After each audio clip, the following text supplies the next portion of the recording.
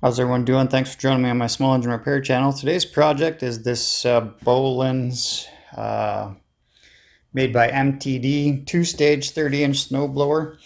And my buddy brought this in and he's just looking for a general tune-up on it.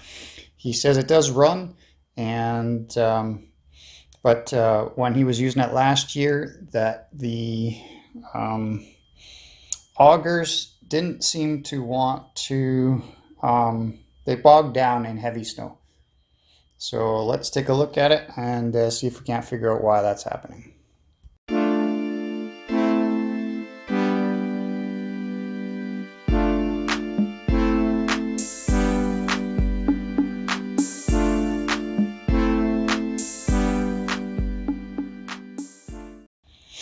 Alright guys, so there's no snow on the ground for me to be able to test his notion that the augers are bogging down. I'll take his word for it that it's actually happening. I did do a function test. It does run, but it only runs on partial choke, which to me indicates that the carb needs to be cleaned out. And it's running a little bit on the lean side because when I take the choke off, it starts surging. So he did put some fresh fuel in it this year, so it does have fresh fuel.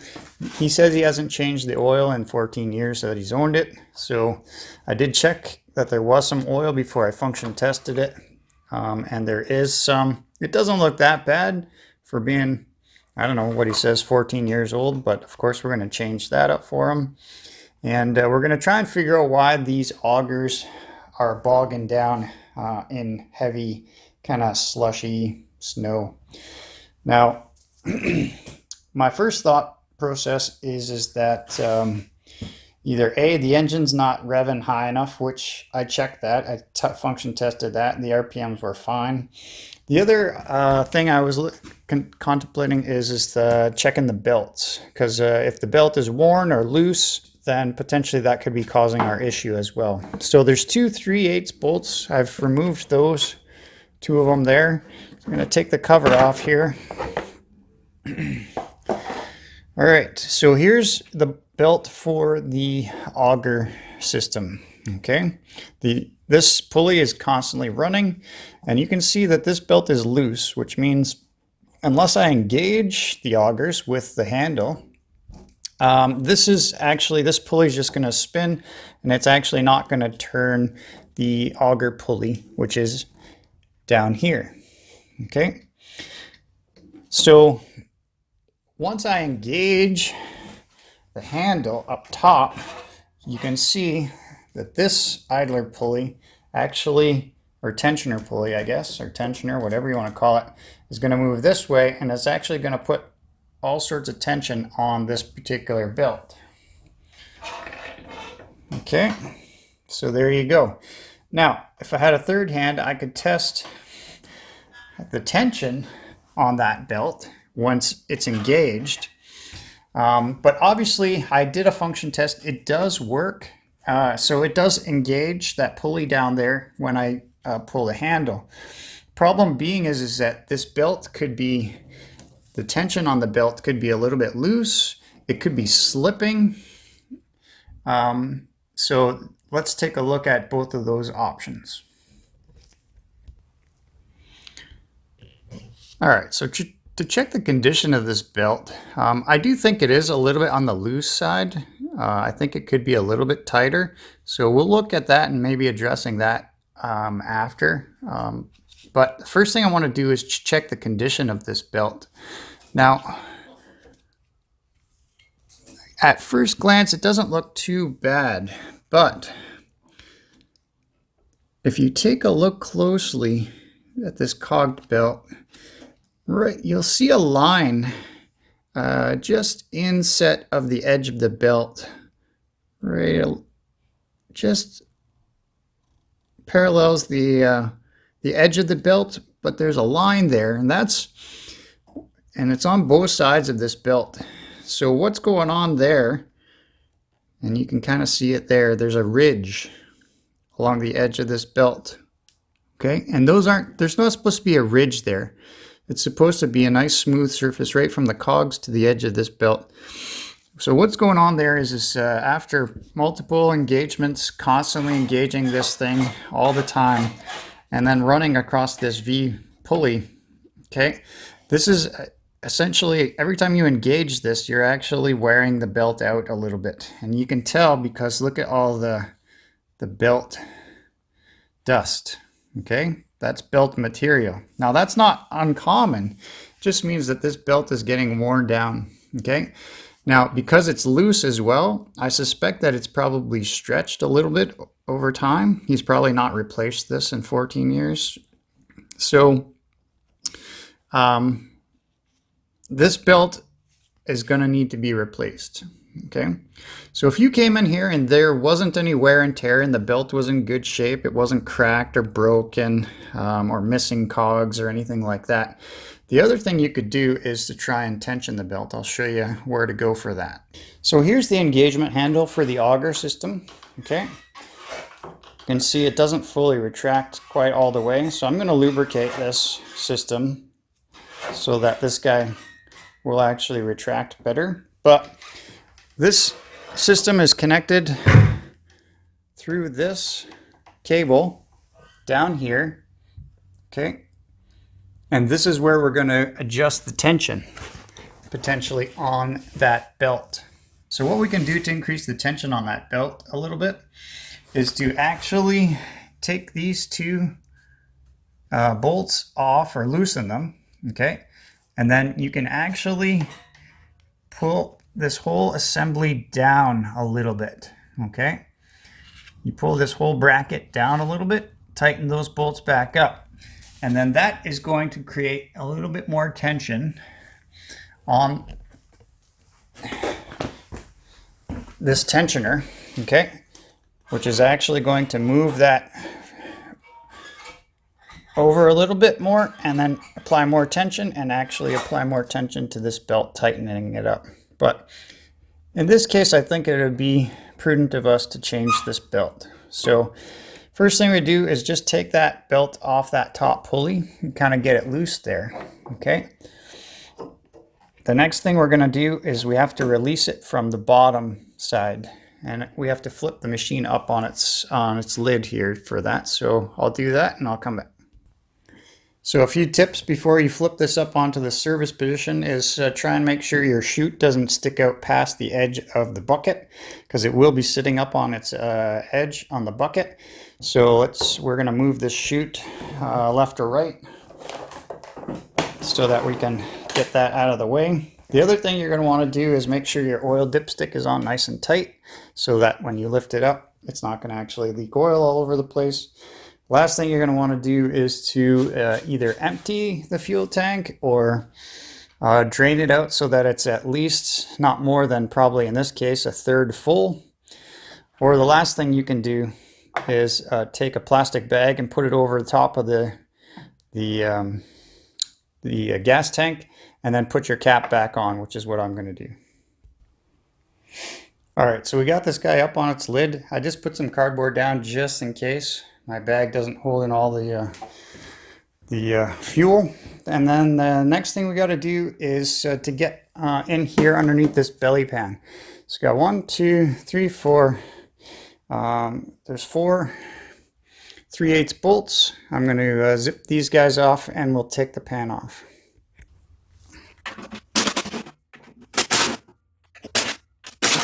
All right, so this pan now should just slide backwards here. You tilt it down like this, I'm sorry, and then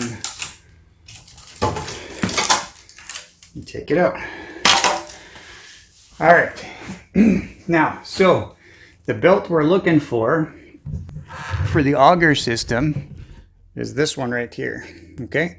So you can see we got a couple of things in our way that are going to prevent us from being able to get this belt off this bottom pulley.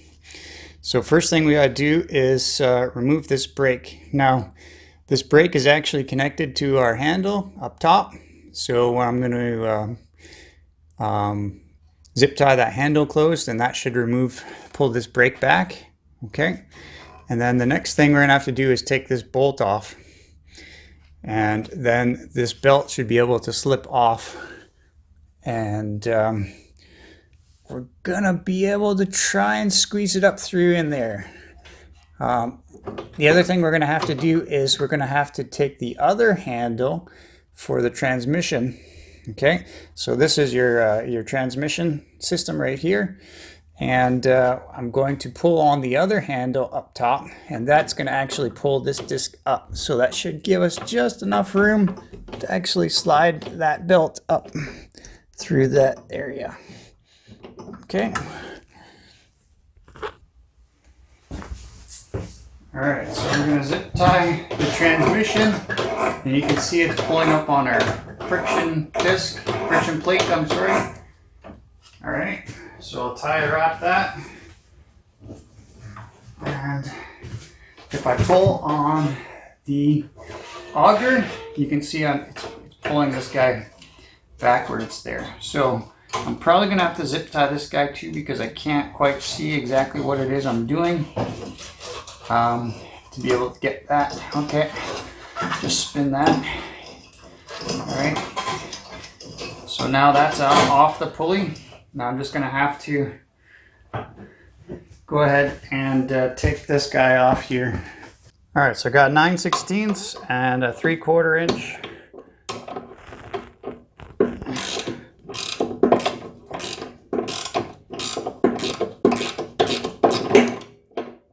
There we go. So just loosen that off, and you can kind of see it's almost like a shoulder bolt there, right? So once it's loose, then it'll come off. And there we go. Now we've got the belt. Okay, so we're basically sliding that belt up and through the center position here. All right, and we're gonna try and, so we've just cleared this little bolt right there, right, holding on the pulley. Now we're just gonna pull it up through the front.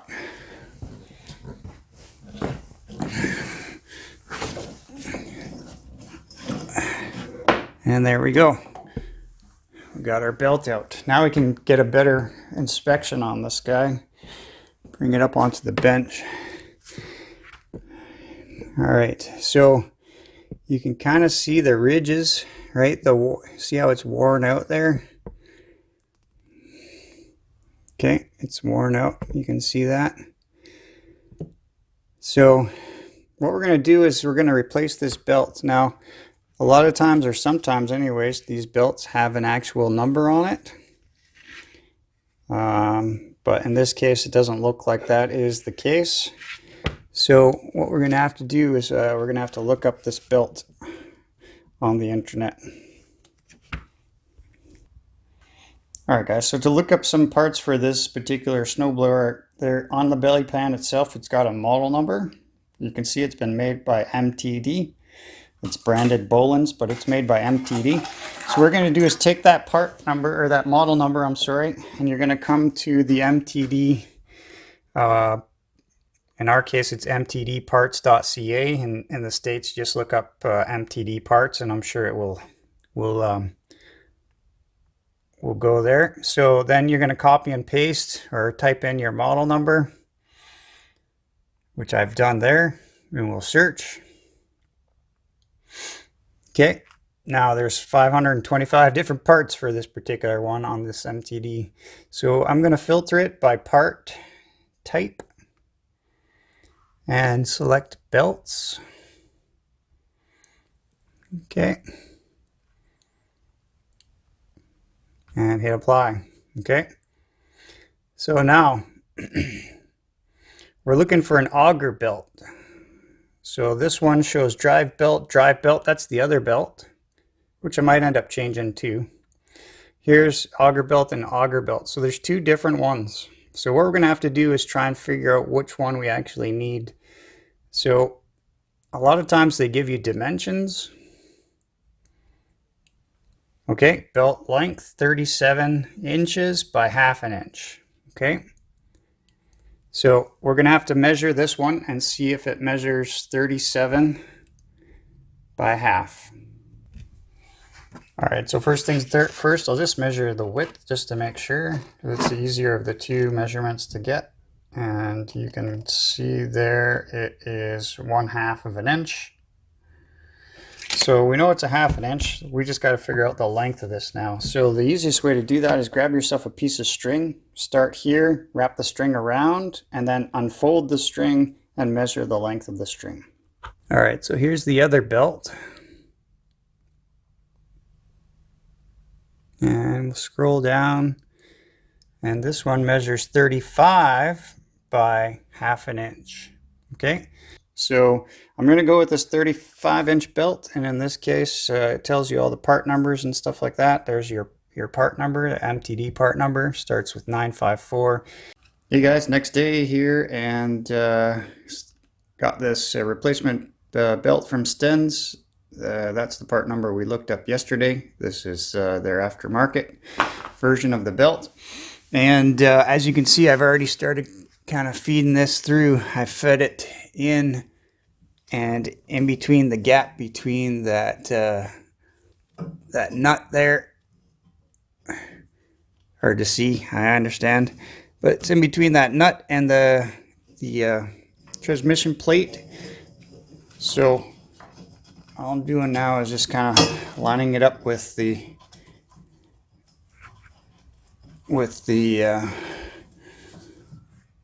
pulley down here.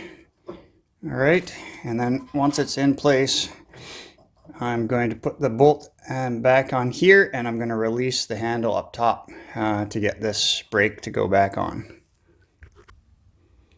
Okay, so everything's tidied up here on this end. The brake's on. And this little nut and bolt assembly is on there as well. We're going to flip her back up, and then we're going to hook up the belt back up to the drive pulley. All right, so we're back up top here now. What we're going to try and do is just hook up the belt to the drive pulley here. And it's pretty much as easy as that. And what I'm going to do is actually tighten this up a little bit, because I mean that's a little bit too loose. And I'm going to tighten it up just like I said earlier in the video by adjusting this bracket right here, and that should provide us a little bit more tension.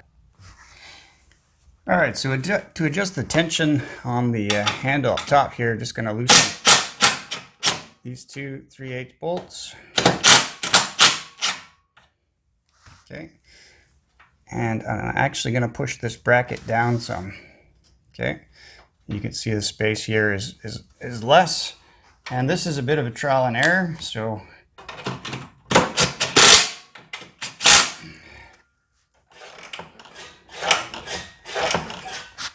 all right, so what that is going to do is put some more tension on this belt.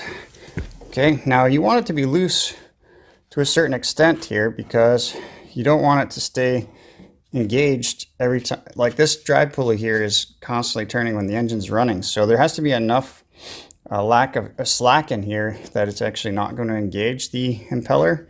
But when you engage this this tensioner, there should be enough tension to actually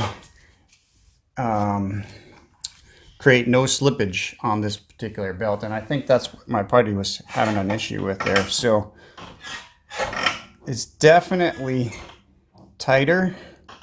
There's definitely more tension on that belt, in addition to the fact that it is a bigger, a brand new belt. So I think those two things are going to solve his problem with the deep snow. Anyways, guys, that's it. I'm going to go ahead and continue the service on this one, but I think changing out that belt is definitely going to make a world of difference for my buddy.